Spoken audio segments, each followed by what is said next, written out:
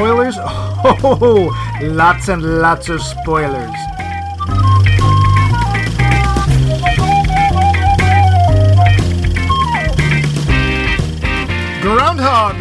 Groundhog, stand, old ivy, stand firm and straight. Oh, wait, what? It's not that Groundhog. Don't think so. That's right, campers. It's Groundhog Day here in the middle of September, or whenever you're listening to this. Welcome again, like a bad repeating dream. Oh, I shouldn't have said that. No. Spoiler. Welcome back. Your dreams were your ticket out. Welcome back to that same old place that you laughed about, Max Mike Movies. In a deleted scene, we're continuing our trek through ancient history, the 90s. With a look back at a classic oddity of a comedy, 1993's Groundhog Day. Over there is the prognosticator of the preposterous, Make Mine Marvel Max Levine. Me, I'm just your needle-nosed noggin with a broken toboggan, Mike Luce. Before we get to the down and dirty, we have some business to take care of and a little favor to ask. So let's do that thing before we're interrupted by Sonny and Cher. So, hey, do you like to listen to us? Of course you do. Who wouldn't? Hello? You'd better. Yeah. Listening to us is easy, especially if you use a podcast of your choice. You can even find us on Spotify, because that's the thing these days. Our website, moist and crunchy episodes going back through at least 2 years. Those are all our episodes up at maxmikemovies.com. Hey, do you have a suggestion? A nice suggestion, worded kindly, without four-letter words like from last week's episode. And that does not involve any anatomically impossible actions on our part. I'm looking at you, Fred. No, there's no Fred. You can email us directly. Fred. Yeah, Fred. He's no Bumpy. You can email us with your comments, suggestions, or other brickbats. Is that a thing? That was a thing, right? Yeah, it's a thing. At us at maxmikemovies.com, or leave a comment on the website. That's fine too. We're on Facebook and Twitter as Max Mike Movies, where you can find all the latest announcements, which are generally just us telling you what this week's episode is. But if we have any episodes, that's where they'll go. Also, I would like, or Max and I would like to start asking if you would do us a little favor, little tiny favor. Apparently, one of the ways you can get listeners is by having good ratings on the Apple Podcast app, and I assume the Google Podcast app. So, hey, if you like our show, and if you would like it to continue, we're going to do it anyway. Who's kidding who?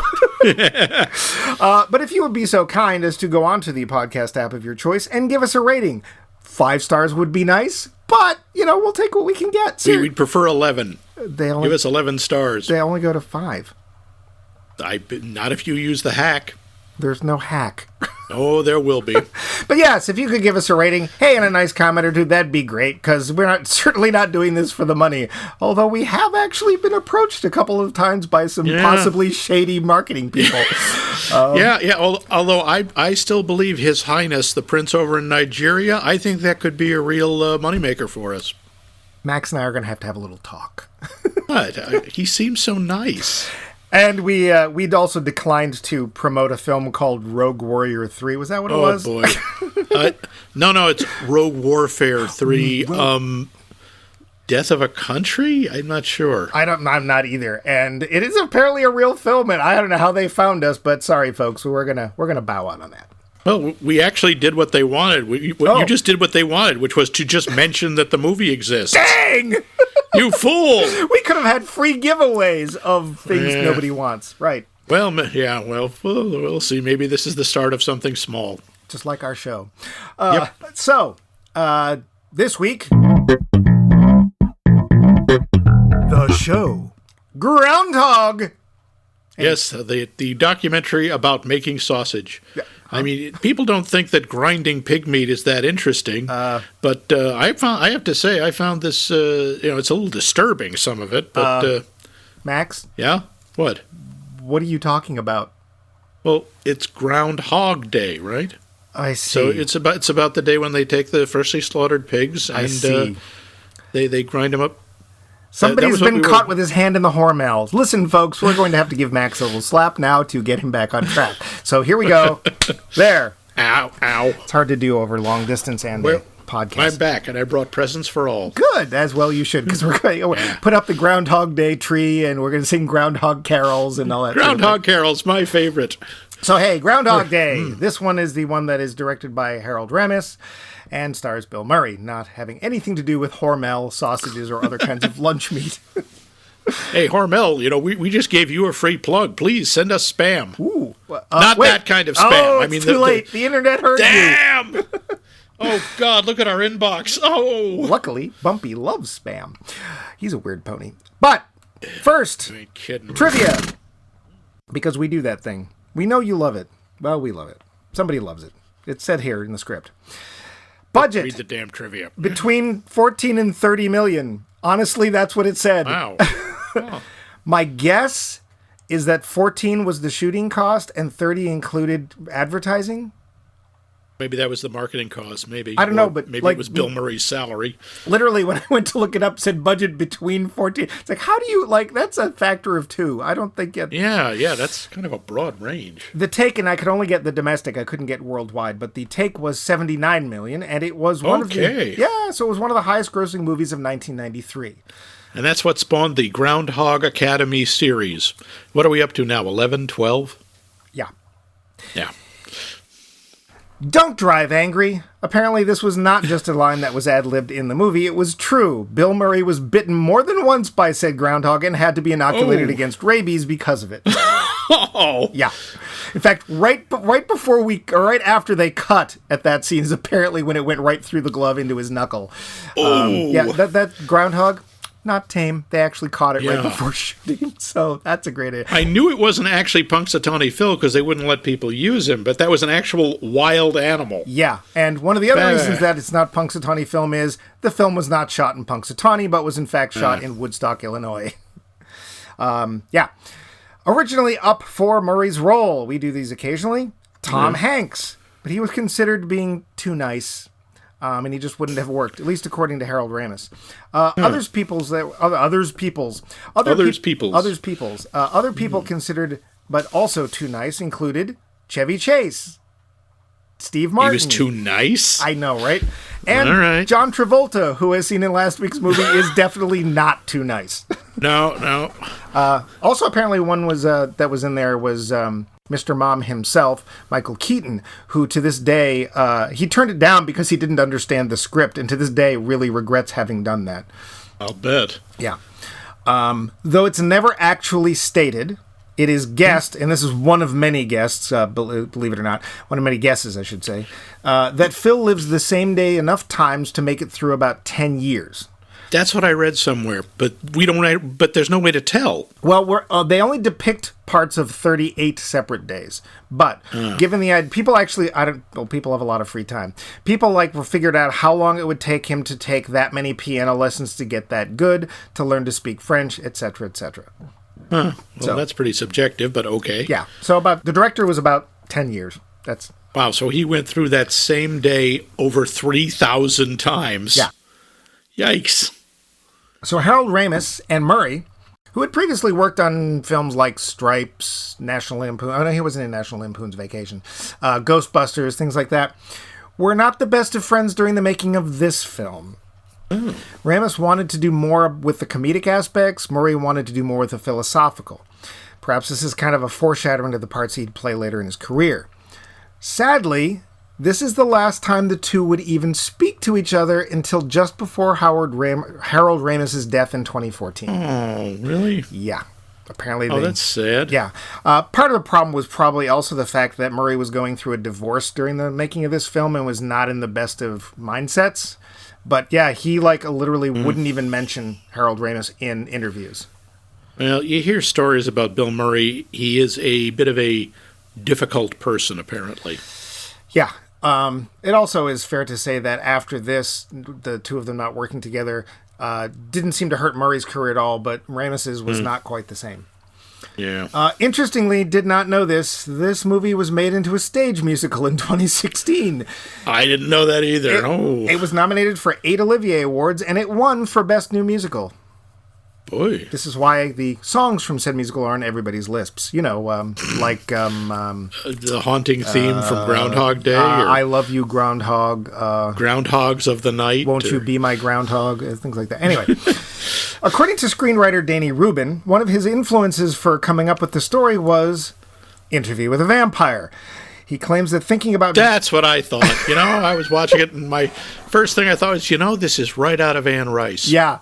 He claims that thinking about vampires and how they remain unchanging through tens or hundreds of years interested in him, and it's partially in that aspect that he based the rest of the film. Huh. Okay. So, among other things, sure. Among other places that actually tried to sue him later. But we're not going to go any farther with that. In the original script, Rita ends up becoming trapped in a loop, just like Phil's. Glad they took that out. Been a very different movie. Yep. Yeah. Phil's character is based somewhat on the Kubler-Ross description of the 5 stages of grief, which includes denial, anger, bargaining, depression, and finally acceptance. And once you know this, it's like, oh yeah, I can actually see exactly where they change. I think most people probably didn't understand that. I'd heard of the Kubler-Ross thing, but I couldn't have named what the 5 stages were, so... there was a lot of pressure from the studio to explain why Phil is stuck in this loop. Ramis didn't want one as he thought it would distract from the rest of the movie. Ideas that were come up with included Phil's ex-girlfriend, who happened to be a witch, placing a curse on him. Oh, dear. And a malfunctioning mad scientist's machine. Ramis, I kid you not, Ramis pretended to put the ideas into the script, but scheduled them so late that, oh no, we ran out of time. Good for him. Yeah. So, this was a very interesting year for films. As I said, this was the one of the top grossing, I think it was number 3 for highest grossing films. Other films of this year include one of our earlier choices, Dazed and Confused, Free Willy, Last Action Hero, Jurassic Park, Mrs. Doubtfire, Schindler's List, Philadelphia, and The Nightmare Before Christmas. So that is some collection of movies. Yeah, it was a very interesting year for films. Hey, here's a little side thing. Punxsutawney Phil, in over 120 years of predicting the end of winter, has only been right 39% of the time. Oh, I always wondered about that. I did too, so I looked it up. 103 of those were supposed to be longer winters, only 20 early springs. Interesting, he's much better at predicting early spring than he is longer winters, which I don't know. Out of the 20 he predicted, I think 15 were correct. And strangely, of them, 9 of the years are missing, and nobody has any idea why. So wait a sec, so he's only accurate about 39% of the time? And I also looked this up, most weathermen tend to be around 60. 60? I didn't know it was that high. Yes, although everyone, of course, has to point out that if you flip a coin, you're going to get 50%, which is still a good deal better than Phil. So don't listen to the rat. The groundhog, woodchuck, whatever. It is a rodent. I looked that up. Budget, between 14 and 30 million. Take you said 79 million, and one of the highest grossing... Oh, wait, this feels familiar. Yeah, wait a minute. You started over again. Did I? Oh, God, are we both in the time loop? And we dragged our listeners with us. Yep. No, that's all I have for trivia. Do you have any other trivia you know about this little film? Not really, except it's nice to see Bill give his, I guess his half-brother or whatever relation, Brian Doyle Murray, a part in this movie. It's his older brother. His older brother, yes. Okay. He even gives him the Heimlich maneuver in this movie. Yep. One of the more memorable scenes. So, if you somehow do not know the plot of this film, because this is a pretty well-known film, I will still go over it because that's part of my job. Yep. For which I am not paid. Plot. Phil Connors, local weatherman in Pittsburgh, Pennsylvania, played by Bill Murray, is an insufferable bastard. He's snide to everyone, including himself. He, his producer and cameraman, played in order by Andie McDowell and Chris Elliott, take a trip to nearby Punxsutawney to see the yearly prediction by that town's famous groundhog, conveniently also named Phil, played by Scooter. Trapped by a blizzard, they're forced to stay overnight.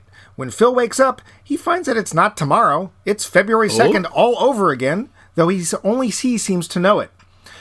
This continues the next day, and the next, in a seemingly unending parade of February the 2nds. Nothing he does seems to change the fact that he will always wake up at 6 a.m. on February 2nd until Phil finally finds the true meaning of Christmas, saves Tiny Tim, and buys the smallest Christmas tree. The end. That's how it ends. Don't dispute me. Wait a minute. You know how it ends. Yeah. So, let's get on to this film called Groundhog Day, which has nothing to do with meat. The Lowdown. So, well, he does point out that they used to eat the groundhog after the prediction, but they did, and in fact, Woodstock, Illinois, bears apparently very little resemblance to Punxsutawney, Philadelphia, or Pennsylvania. Apparently, the groundhog thing actually involves going into the woods. There's no Gobbler's Knob. That's not a thing. Yeah, I figured, because if I remember right, Punxsutawney is a coal mining town, or was. And I think the coal ran out, and I'm not sure what kind of state that it was in the 90s. Well, interestingly, it used to be that Punxsutawney Phil would gather, a bunch of locals, maybe 1,000 people for Groundhog Day. And after the film came out, the first year after it came out, there were 39,000 people who descended on the town. Yeah. Initially, also, the people of downtown, the store owners of downtown, were going to try and sue them to stop them from production, and it's why would you do that?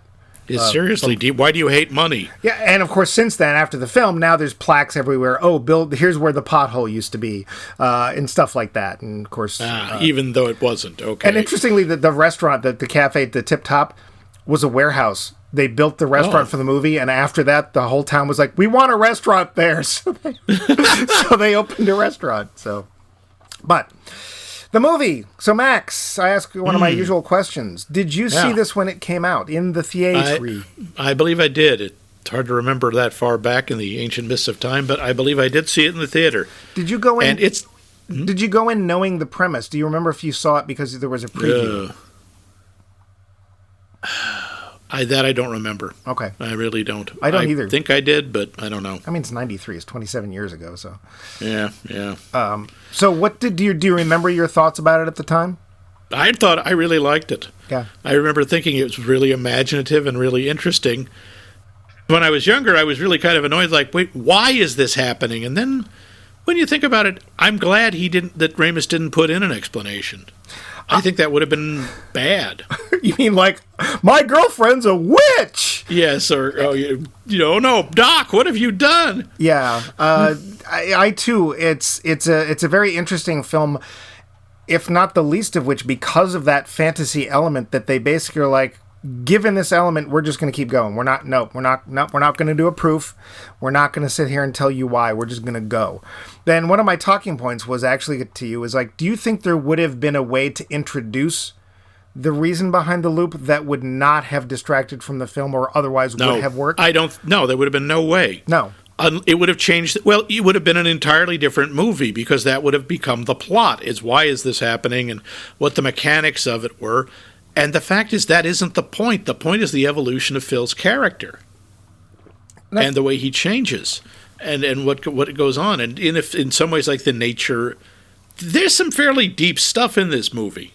There is. Actually, doing some research, I found that it is a favorite film of Buddhists.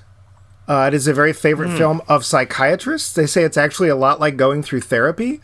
There's a lot of Eastern religious types.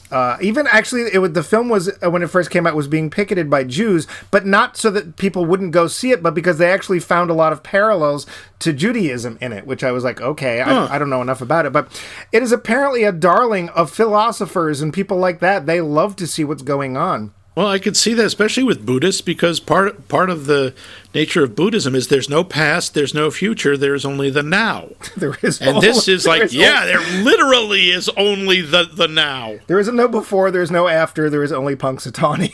Yeah, yeah, and the Tip Top Cafe. It's one of my favorite lines from Kung Fu Panda, when Master Oogway is talking, and he basically sums up that part of the philosophy. What is it? Yes. The past is history, the future is a mystery, but today is a gift. That's why they call it the present. Yes, which of course only works in English, but there you go. Yeah. No matter what you do, it will always be a peach. I don't know.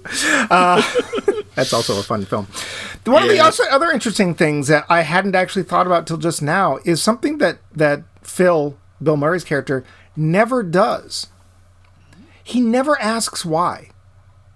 He never tries. That's true. Well, who is he going to ask?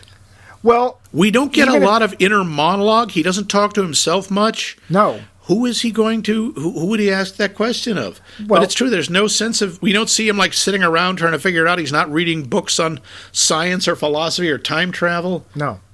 He just eventually just clearly accepts it.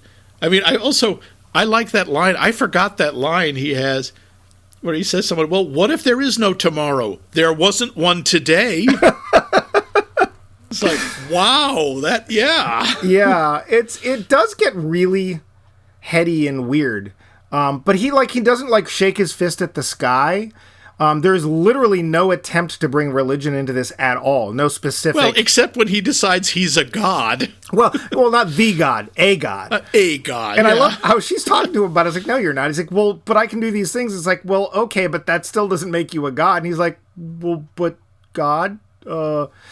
So, but it's like, you would think that even if he was a devout atheist, he at some point would go, okay, just in case, because I'm going to do this 3,000 times, I'm going to go into a church. But they don't. And I think it's actually very interesting that they don't. I just like also the fact that he finally gets the idea, well, I'm just going to start talking to these guys. And so it goes bowling with Gus and... that in some way is such a depressing conversation. Because he says to him, what if every day was exactly like the day before, and you had nothing to look forward to except the same thing over and over again? Nothing you did mattered, nothing you did mattered. And one of them just says, that's basically my entire life. Well, that sums it up for me. Yeah, the other one takes a shot. Lord! Well, it turns out we find out later, because he mentions them in, when he's trying to prove his deity-ness, his divine... whatever, in the cafe, he talks about this guy, and he points out that these two guys were basically kind of lost since the coal mine closed up. So, but you obviously realize even though we don't see scenes, like the waiter, he's like, and this guy's blah blah blah. He lives it with his parents. He paints toy soldiers, and he's gay. So at some point, he sat down and talked to this guy, or he overheard. He may have just been listening in a lot. Yeah. I thought it was very interesting that kid's entire response is, yeah, I am. And it's like, oh, really? You just say that in the middle of Punxsutawney, Pennsylvania? All right. Yeah. There's actually, except for Phil, there's not really any judgments made, right? This film isn't trying to say, well, if you do this, something bad's going to happen. We were literally left with the idea that it's up to us to decide who decided to screw with Phil, but good for them. The other thing that I like about Phil that makes it more interesting is he's not a monster. He's not some genuinely horrible sociopath. He's just a jerk. Yeah. He is a garden variety jerk. He's the kind of person we all run into.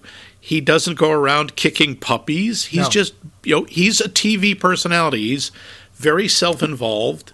His head's kind of up his ass. I made for TV, love you. Yeah, exactly. But he's not a horrible person. And the idea I think that works there is you get the idea he has the seed for redemption in him, and maybe he deserves a chance at it. Yeah. And I love the stages he goes through. I didn't really think of them entirely as Kubler-Rossian, but they are kind of, especially when he realizes he can do anything he wants and there are no consequences. Right. And luckily he doesn't take that as far as the rating of the film would have allowed him to do. Right. He doesn't go around killing or committing horrible, crimes or assaulting people. No, he steals one bag of money.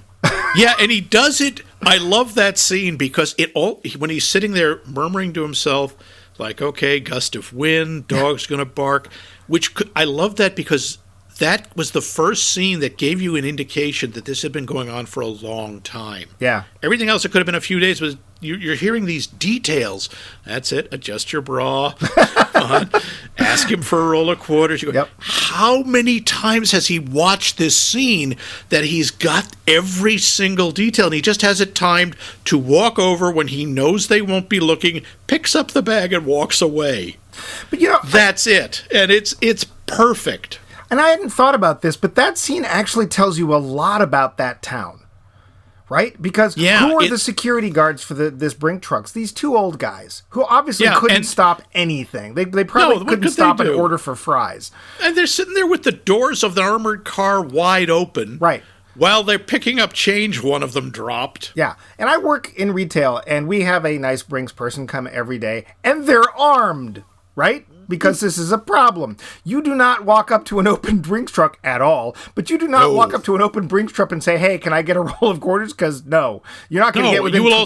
You also shouldn't see an open Brinks truck. No. You never see the doors open. They open them really fast, put the stuff in, take the stuff out, slam. Yeah. That's it. And there's somebody back there, and there are little holes in the Brinks truck through which they can point their guns. Yeah. But it shows you, it's like, in this town, obviously, it's never been a problem. Like, these are nice people. And, of course, that's what Andie McDowell's there. Andie McDowell, she's the patron saint of nice. I have to say, she's kind of too nice in this, at least initially. I like as Phil gets to know her, she has more of kind of a snarky side, and... She's got a little... I still am going, wait, you really want to hang out with this woman? Her favorite drink is sweet vermouth on ice. With a twist. With a twist. Ew. Yuck. I don't know anyone... Do you know anyone who drinks vermouth straight? No, I tried it the other day because I like Manhattans. And it's like, no, nah. Ugh. This is a mixer. This is not... No. No, you drink... sweet vermouth by itself when you have run out of all other alcohol and you don't want to be reduced to drinking vanilla or the liquid in maraschino cherry jars. Well, I'm out of Listerine. I guess this will have to do. Yeah, pretty much. It's like, I'll drink NyQuil before I try this. Yeah. There's that. His whole targeting of Rita starts out, it's so creepy. Yes. It is like the ultimate stalker.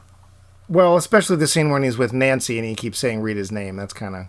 Yeah, ew. And, well, I think, that's the early part of the film. He's trying to learn how to take advantage of the situation so he can take advantage of somebody. And thankfully, we don't see much with Nancy. But quite honestly, the scene where he gets as close as he's going to get initially with Rita gets kind of racy. And I'm like, I wasn't expecting that. And it's by no means actually sexual. But he's pretty much pawing all over her, which is...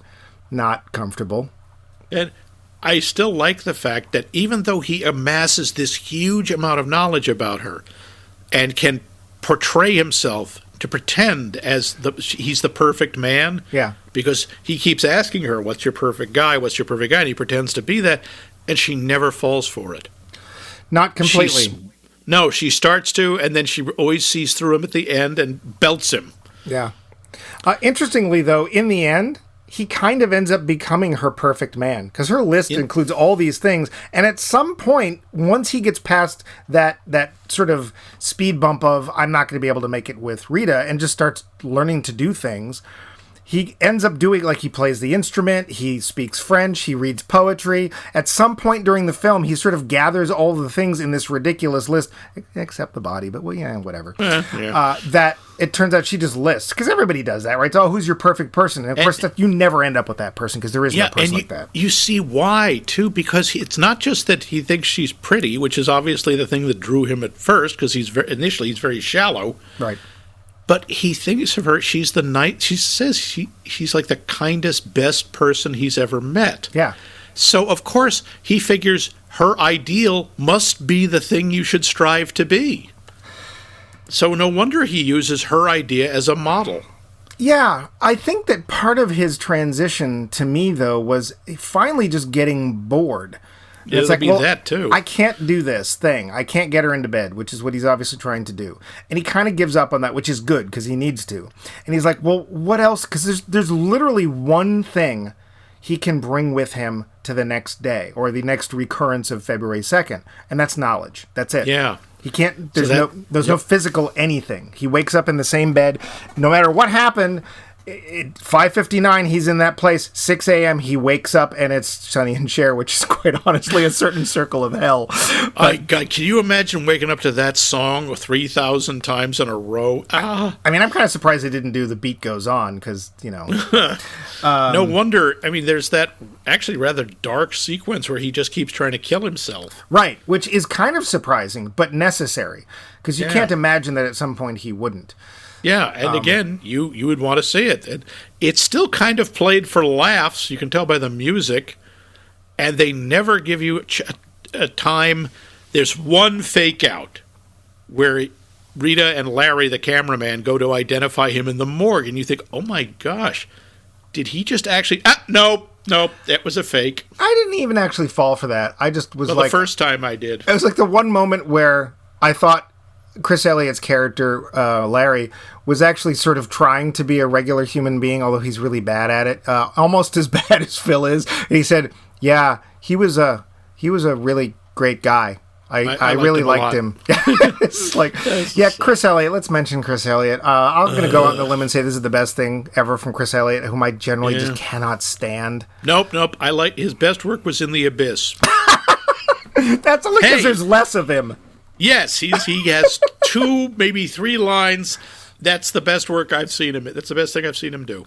Well, he was... because, again, initially he's supposed to be sort of the nice guy, and the more you find out about him, the more you realize, oh, he's kind of a jerk, too. Yeah, it doesn't take much.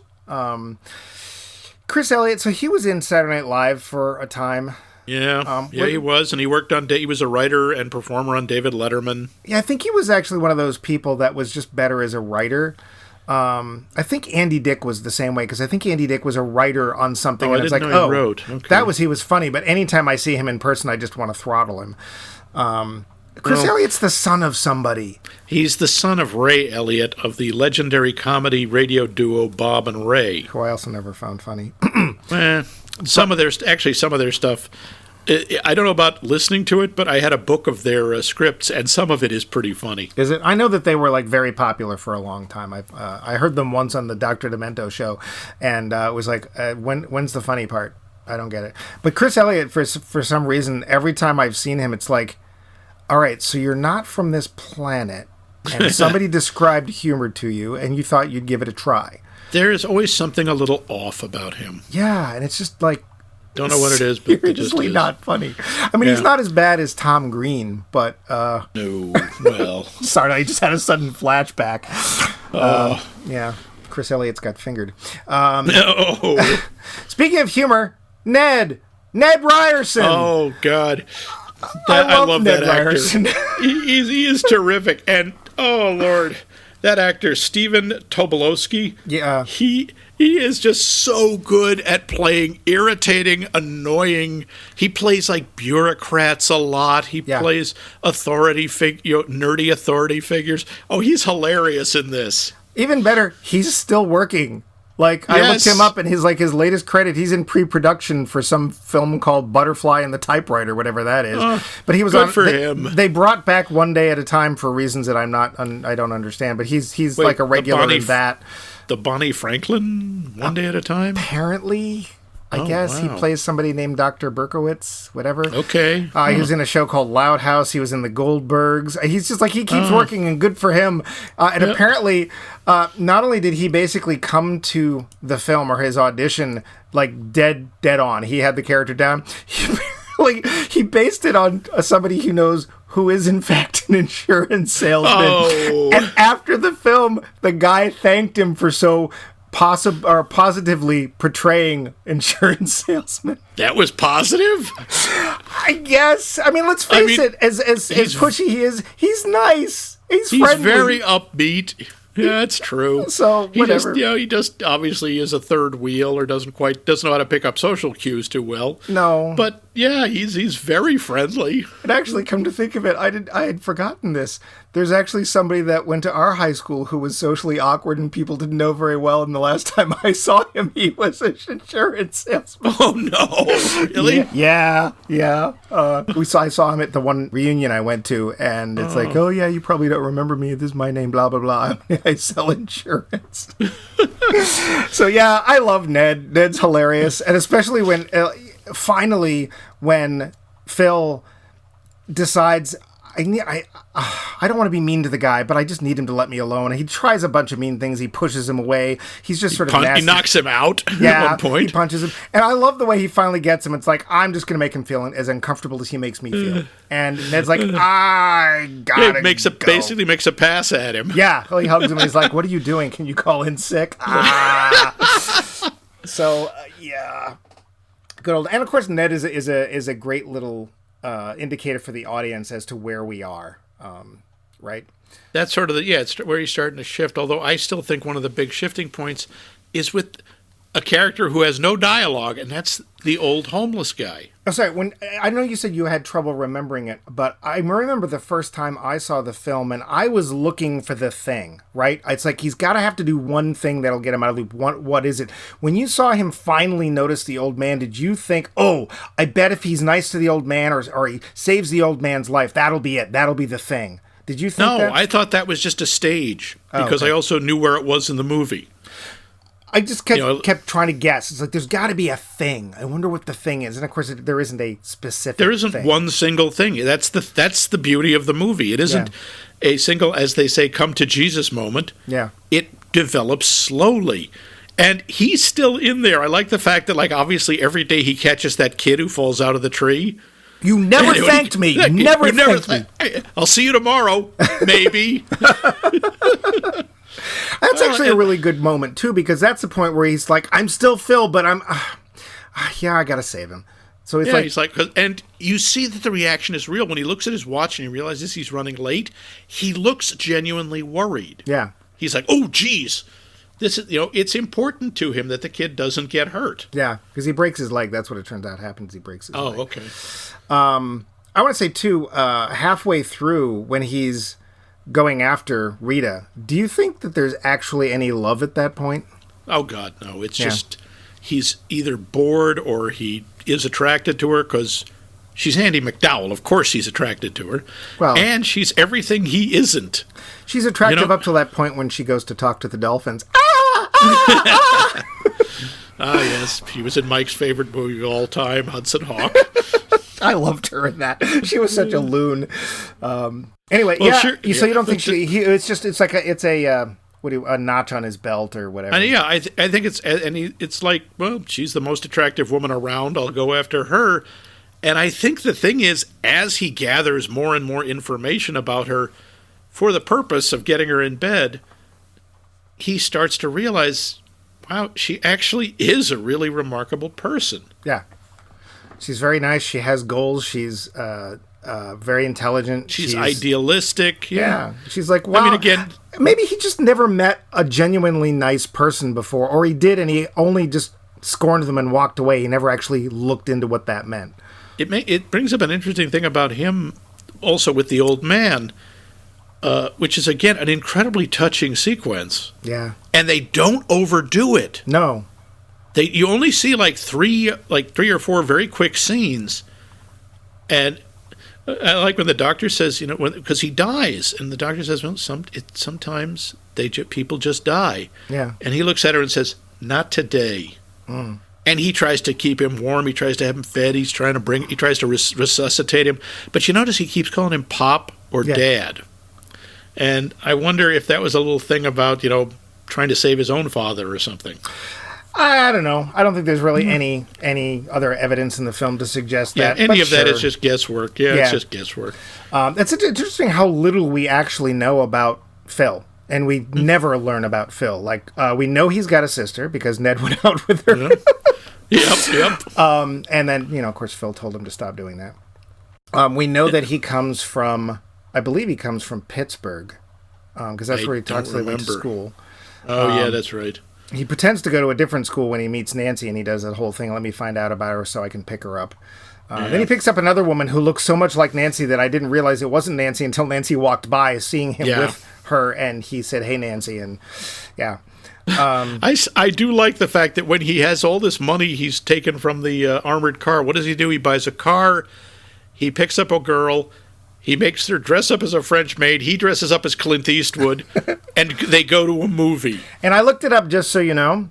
The movie playing there, which they show on the marquee. Yeah, the marquee. It says Heidi 2.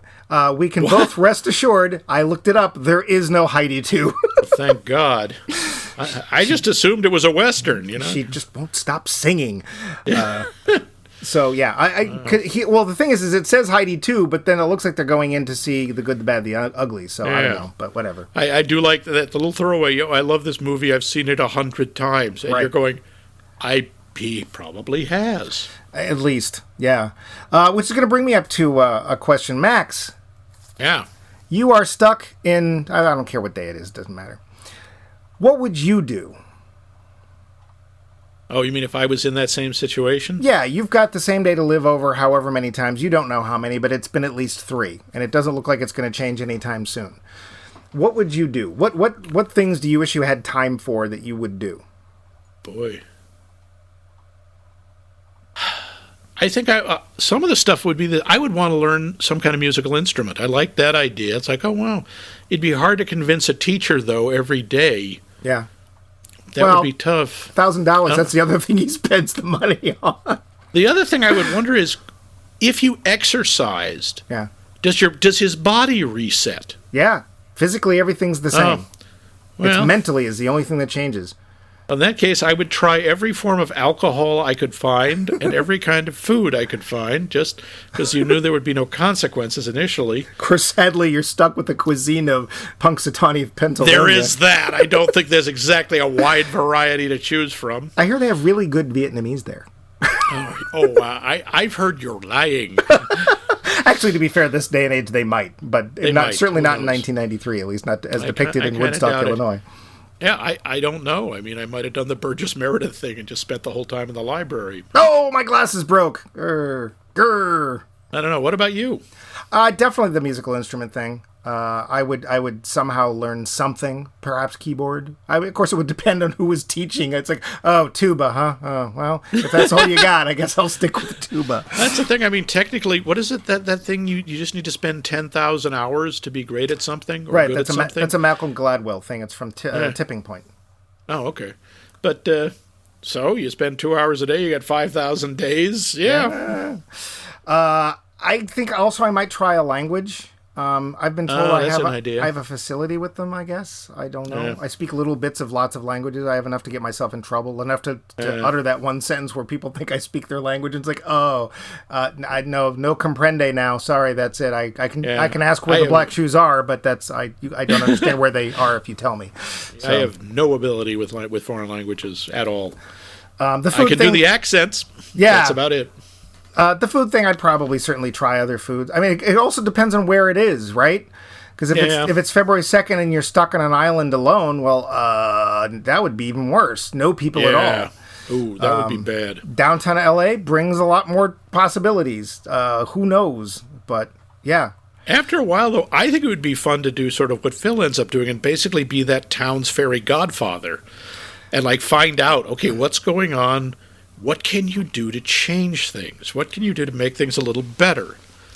And he ends up with a kind of schedule. He kind of almost makes it a good day for as many people as he possibly can. He changes that nice old lady's tire. He saves the mayor Buster or the Green. whoever he is from choking to death. He lights somebody's cigarette. He apparently fixes somebody's back. He keeps that kid from breaking his leg. Yeah. He tries he makes sure that the old man at the end of his day anyway is at least as nice as possible. Mm-hmm. And he helps that odd couple. Yes. The two young people. For the tickets to WrestleMania. Which I had to look up. It turns out WrestleMania would not, in fact, be in Pittsburgh until 1997. Ruined the whole film. Excuse me? I don't believe it WrestleMania. Yeah, okay. Worst continuity ever. That's one of the things I really like about this movie. You instantly understand what those two kids are like. Yeah. And this is true of almost everyone you meet in this movie. Right away, their characters are very clearly established. Even though we literally find out almost nothing about them except for Rita and a little of Nancy. That's it. But right away, I mean, the first time we see Rita, she isn't even talking. She's standing and she's playing with a blue screen, and she has this look of just childlike delight. And you go, okay, we know what she's like. And immediately, you know what Phil is like when he refers to his co-anchor as hairdo. Yeah, and I figure, does he actually call his stand-in anything? I don't think he does. He just no, name, he doesn't. But yeah, no, we know immediately everything we need to know almost right away, and that's both remarkable from the script, the acting, and the directing. He's a really weird mix because Phil is a guy. He even admits it later on day whatever. He's like, I don't even like myself, and I think that's one of the key points. But he obviously, at least early on, thinks he deserves better. And I don't think that that's in any way contradictory. It seems like it is on paper, but I think a lot of people who think they deserve better, in that way, in that I'm entitled, if they truly took a look at themselves, might not like what they see. Well, a lot of that I deserve better or I should have better is like, because then that'll prove I'm a good person, or then it'll prove that I don't need to hate myself as much as I do. Right.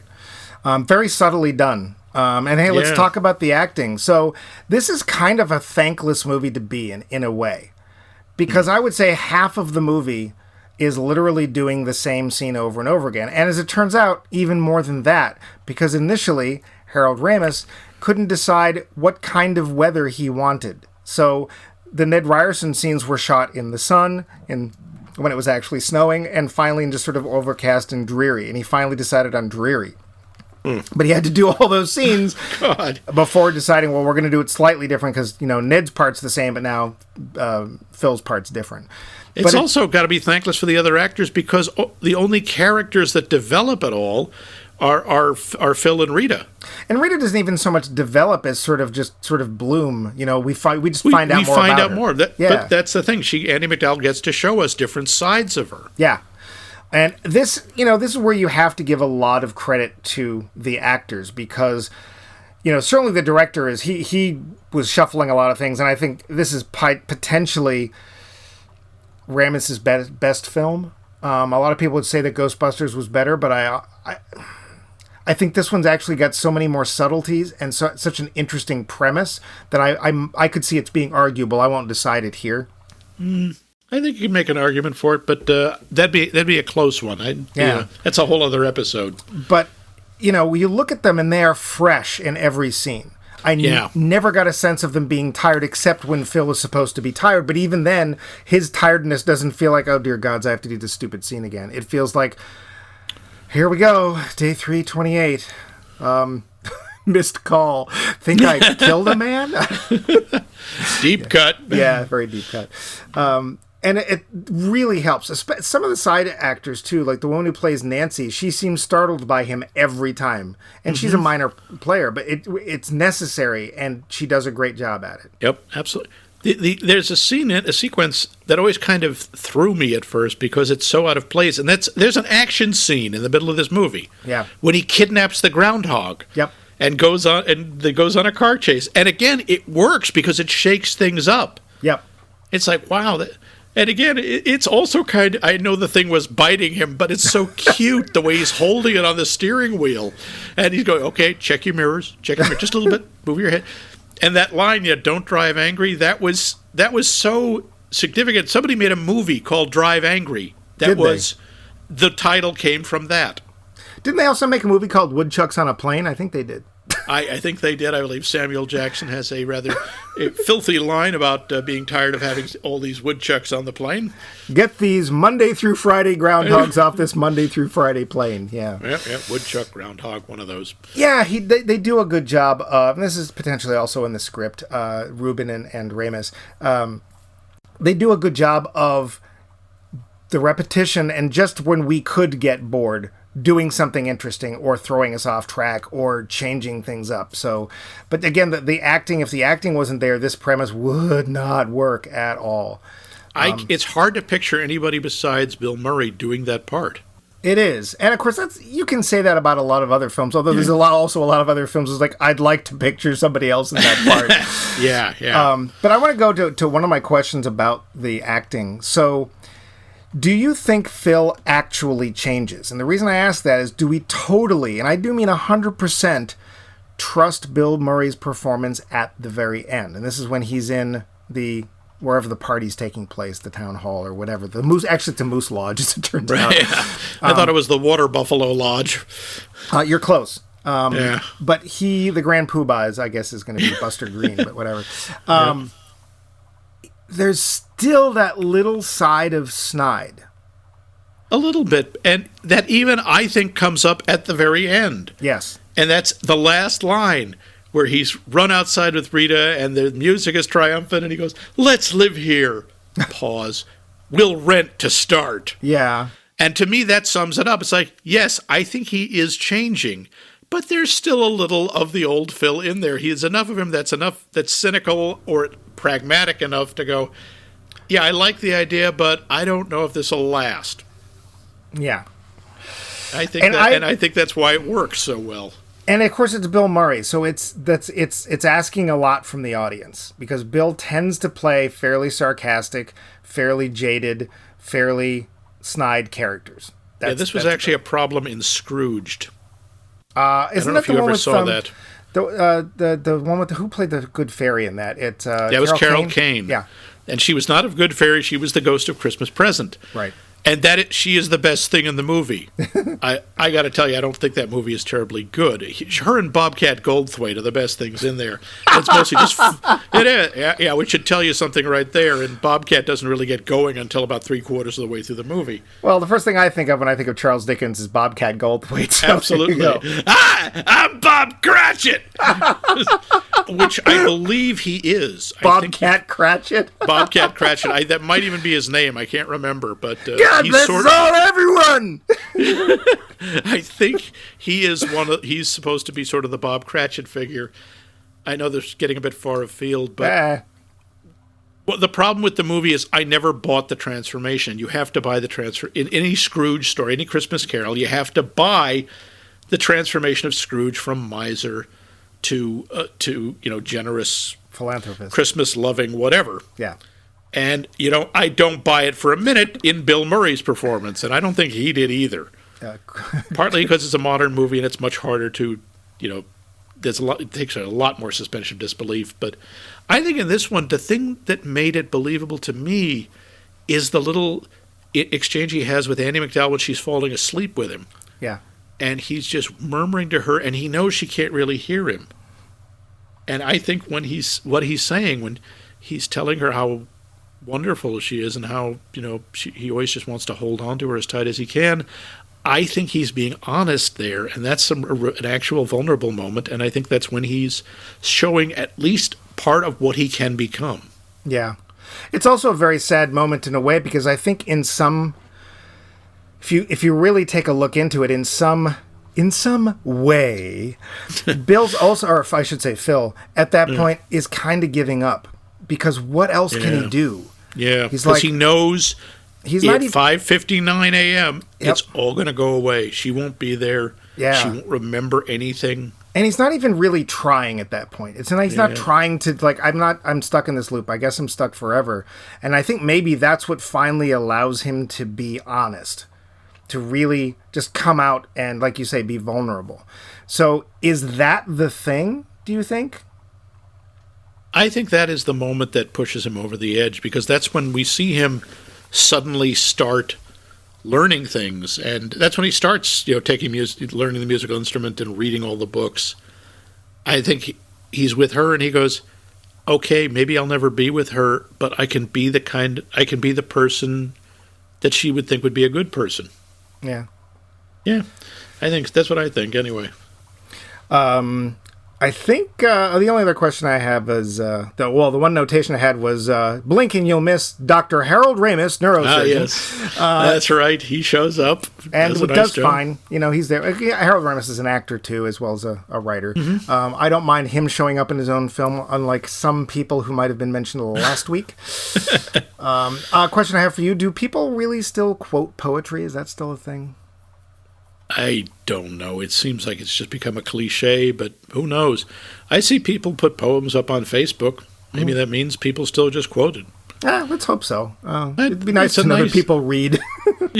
It would. Yeah. We went through my notes, though. Did you have any other thing you want to talk about before we blow the lid off this pork product? Let's see. I managed to get most of my stuff in there. I do have to say, at the end, I never get tired. I mean, you come across this thing, especially in January and early February. It's on TV all the time. Mm-hmm. I never get tired of watching the party scene at the end. You know, the payoff, where he is the town hero, in effect. Yeah. And you mean the sex auction? Oh, I'm sorry. Well, that too. It's the bachelor auction, the final humiliation of Larry, who gets I want him! Yeah, for 25 cents. Yeah. I like that whole series, and I like the way he just sort of accepts it. Yeah. And he doesn't make a big thing out of any of it. Yeah. Well, of course, he's done it so many times. He's done it so often, yeah. Yeah. You have to wonder if he's gone through that part, how many times he's actually gone through that party, or was that the final time? Or I don't know. He actually looks surprised. Yeah. When they call him up on stage, it's like, again, maybe that's one of the other subtle cues that they're giving us is like, he got something new. So maybe that's, yeah. Yeah, I like also the little subtle thing of when he's with Rita on that last night and it starts to snow. Yeah. And it hasn't before, and he just gets this little, that's weird. Yeah. But he doesn't freak out. He doesn't go, wait, something's different, until the next morning. Yeah. Yeah. No, I think this whole thing is just really well done. Well, let's get talking about that, shall we? But first, a pause. The roundup. So, Max, here's a question. Obviously, it seems pretty obvious you like the film. Oh, yeah. Do you think it holds up? It's 27 years old. I think it holds up really well. Yeah. I think it's a lot of timeless elements about it. I mean, the only thing that would be different is everyone would have a cell phone. Yeah, which I don't miss in a film. But nope. They were very careful. I know that there was actually a clear effort to not picture any specific time period or reference any specific cultural reference of the time. Yeah. Apparently, the author, Danny Rubin, wanted the... Wait, Danny got Rubin to sell our songs, and it really came together when Mom sang along. You're fired forever. Really wanted this to be a film like... the Charlie Brown Christmas special. It's a Wonderful Life? It's a Wonderful Life, yes. Okay. He wanted to be one of those films that would be shown every year. And he got it. I think he did. And let's face it, it's a time of year, February. Not a lot of places are particularly enjoyable at that time of year. Even southern Florida, that was still kind of cool, although sunny all the time when I lived in southern Florida. It was still cool and not, like, you wouldn't go to the beach or anything. Uh-huh. But, certainly in the north, February is usually one of the months you try to hope, I'm glad it has 2 fewer days. So, yeah, I can see that. Yeah. What about you? You think it holds up? Yeah, it's a nice movie. It's actually nice that Bill Murray has had some of his corners sanded off. Yes, he's still Bill Murray, but he, like you said, in Scrooge, not so much. In this film, sure. I believe that he gets nicer. Apparently he didn't in real life because he stopped talking to one of his best friends, but there you go. And until you do one of those things, I'll continue talking to you. But also... we recommend. If you haven't seen Groundhog Day in a long time, it's nice. If you need a little nice, this is actually a good year for nice. So go get some nice. It's a nice movie. We could always use some nice in our world. Speaking of nice, what nice movie are we going to watch next week? Well, next week we're going to watch a biopic, a movie, a fictionalized story about quite possibly one of the greatest film directors in his own mind, whoever trod the boards. We're gonna be looking. Ray Dennis Steckler? No, he's gonna get his whole own series where he watch all of his movies. I'm sorry, both of his movies. No, this is of course the great Ed Wood, the legendary Tim Burton film. One of the only 2 Tim Burton films I actually think is any good. That tells the story of one of the most, let's say, memorable directors in American film. If we do this show, I'm going to need transvestites. I need more transvestites. That's right. You must be Hungarian. You must be double-jointed. Ed Wood. Ed Wood. If you've always wanted to know about Ed Wood, tune in next week for Ed Wood. Ed, would you join us?